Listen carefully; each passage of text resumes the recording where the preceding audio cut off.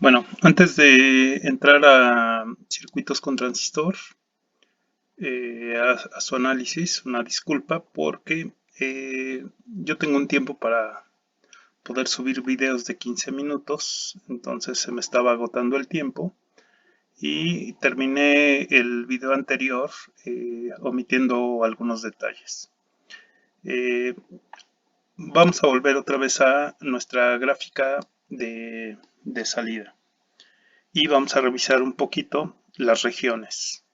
Quedamos que tenemos región activa, tenemos región de saturación y tenemos región de corte. ¿Sí? La región de corte es esta zona gris que está aquí abajo. Entonces vamos a revisar las características de esa región. Vamos a tomar como ejemplo esta línea azul, la primera. Y lo que podemos ver en la región de corte, primero, es que la corriente de base es cero. ¿Sí? Otra característica que vamos a ver es que el voltaje colector emisor, esto que está aquí encerrado en color rojo, puede tomar diversos valores, 5, 10, 15, 20 volts, y sin en cambio la corriente de colector que va a producir, es decir, esto que está encerrado en el círculo verde, son valores muy pequeños, ¿sí? Observen, si yo trazo una línea, aquí,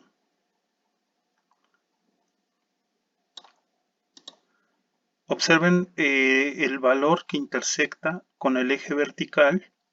Estamos hablando aproximadamente de 0.1 o 0.2 miliamperes de corriente de colector. Es decir, es una corriente muy pequeña, ¿sí?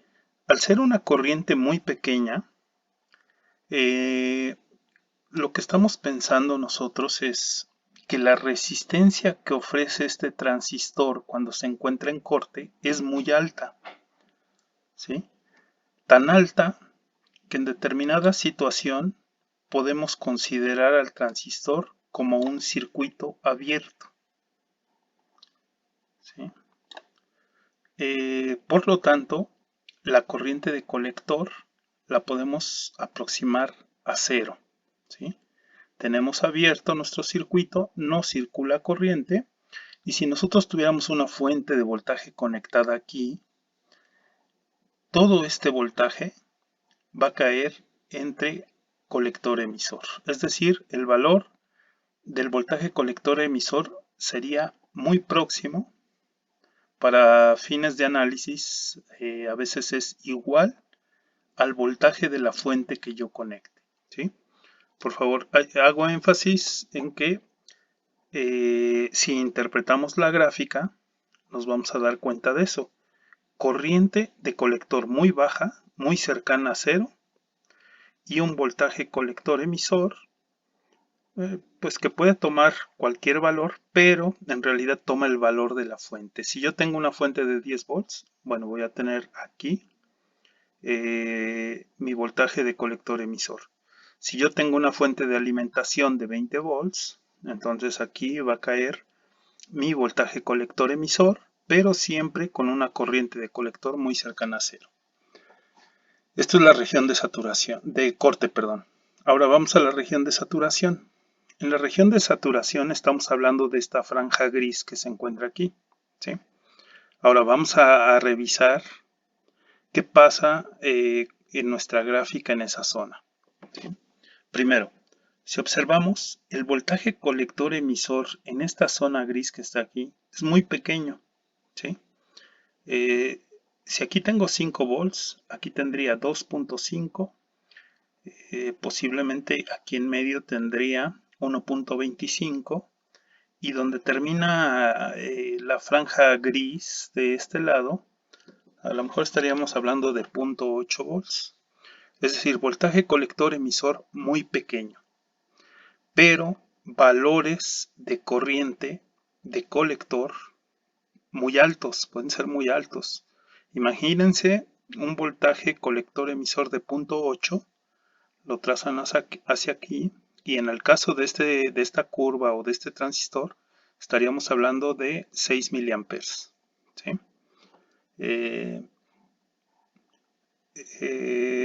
Por lo tanto, bueno, y la corriente de base, pues podemos tener diferentes valores de corriente de base. Aquí era 0, pero aquí podemos tener diferentes valores de corriente de base. Bien, bueno, revisando esa situación, ¿qué pasa en este caso con nuestro transistor? Que nuestro transistor se comporta como un cortocircuito, ¿sí? Es decir, que la resistencia que ofrece entre colector y emisor es muy baja.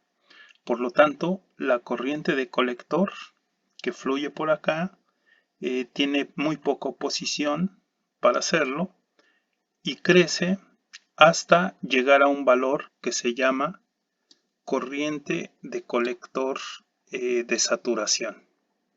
¿Sí? Cuando lleguemos a ese valor de corriente de colector de saturación, aunque nosotros sigamos incrementando la corriente de base, la corriente de colector ya no va a crecer más allá de su valor de saturación, ¿sí?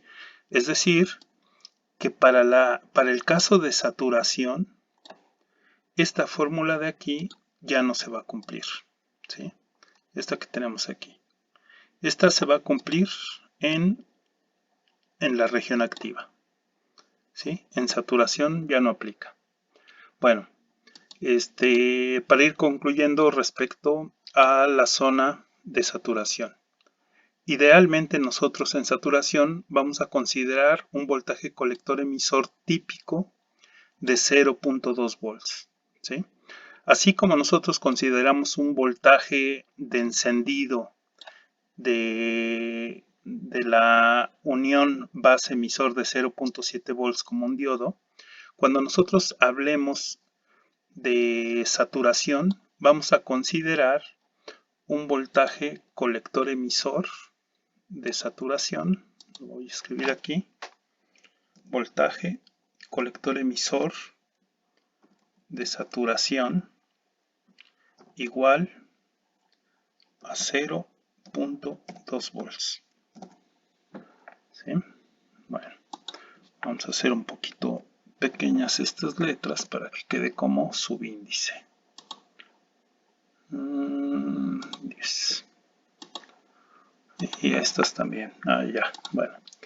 Un voltaje colector emisor de saturación de 0.2 volts y va a fluir por aquí una corriente que vamos a llamar la corriente de colector de saturación. Esa no le vamos a poner un valor típico. Hay que consultar las hojas técnicas del transistor con el que estemos trabajando.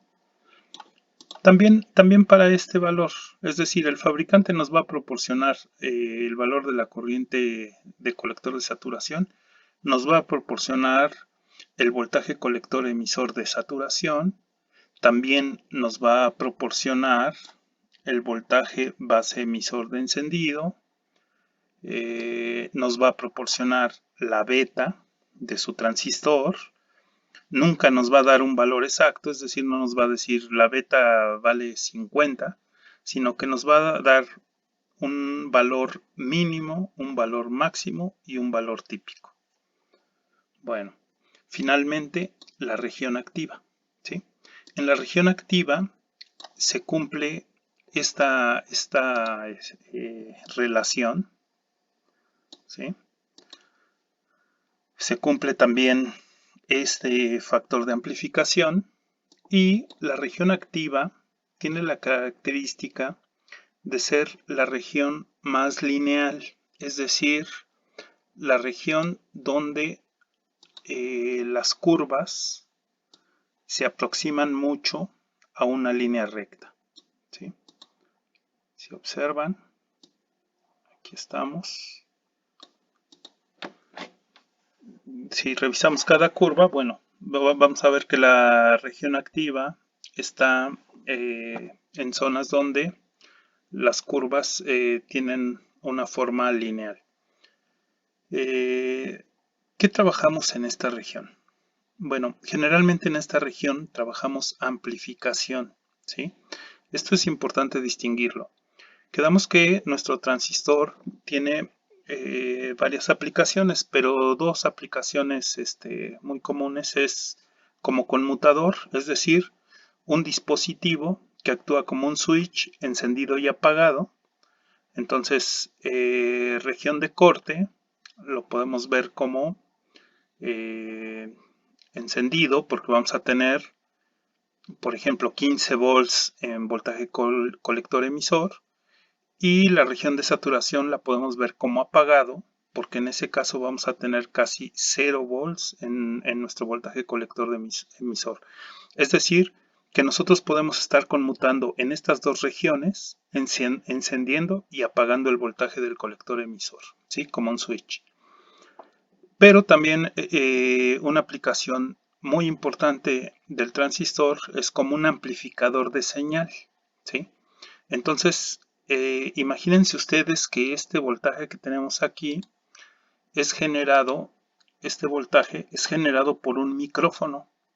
Entonces vamos a tener aquí una señal que va a ir variando con el tiempo y nosotros queremos conectar una bocina aquí, pero obtener una señal más grande, porque si nosotros conectáramos la señal del micrófono directamente a la bocina no escucharíamos nada.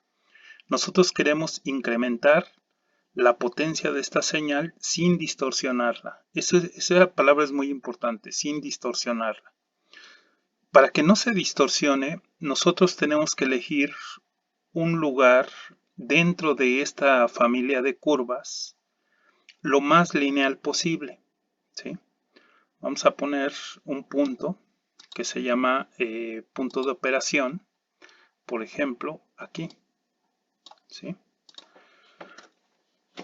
Si nosotros diseñamos un circuito en emisor común que esté trabajando aquí, es decir, vamos a ver un voltaje colector emisor de 7.5 volts y una corriente de colector aproximadamente de 3.5 miliamperes, estoy en una buena región para hacer amplificación de señales que contienen información, por ejemplo voz, porque estoy en una región lineal y eso provocaría poca distorsión.